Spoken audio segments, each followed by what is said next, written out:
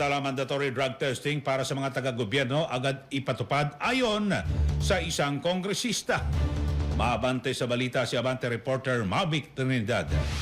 Abante Radyo Live Report.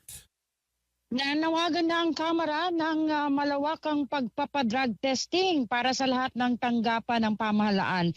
Sabi ni Batangas 2nd District Congresswoman Jerville Jincory Luistro, isang mahalagang hakbang ito tungo sa pagpapatibay ng integridad, pananagutan at tiwala ng publiko sa institusyon.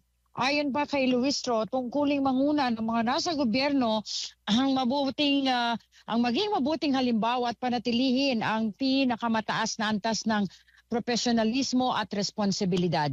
Sa pamamagitan niya ng mandatory drug testing, pinatitibay din ang isang gobyernong malaya sa droga. Hindi rin niya ito isang hakbang para maparusahan ang mapapatunayang mga nasa gobyerno na gumagamit ng ipinagbabawal na gamot.